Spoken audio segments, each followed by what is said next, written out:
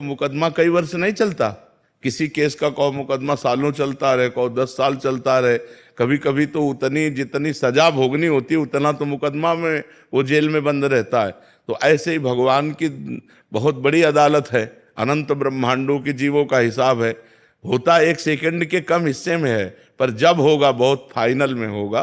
तो इसलिए बहुत समय लगता है। जैसे आज पाप कर्म किए तो कहो 5 जन्म बाद उसका दंड मिले जाकर तुम्हें, तो लगेगा हमने इस जन्म में तो पाप किया नहीं, लेकिन भोगना पड़ेगा वो, अवश्य में भोगतव्यम।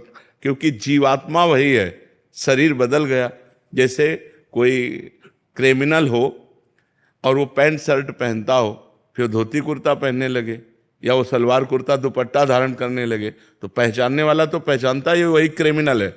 तो भगवान तो जानते हैं ना ये वही जीव है जो पूर्व जन्म में पाप कर्म किया है, तो उसको वही दंड दे देते, जाओ तुम्हें ये भोगना। अब इस जन्म में उसने कोई पाप किया नहीं वैसा, लेकिन पूर्व जन्म का पाप कर्म आकर उसे दंड देता है। जैसे संतों को है, मान लो कोई बचपन से संत है, देखो रामकृष्ण परमहंस जी के गले में कैंसर था, भाई जी हनुमान प्रसाद पोद्दार जी के उदर में कैंसर था। बड़े बड़े संतों को बड़े बड़े कष्ट भोगने पड़े, क्योंकि पूर्व में किया हुआ पाप भोगना पड़ेगा।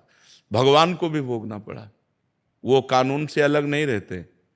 भगवान ने छुप करके बाली को मारा व्याध की तरह, तो कृष्णावतार में अगले जन्म में अंतिम समय व्याध ही भगवान के चरणों में बाण मारता है, तब वो परम पद को जाते हैं।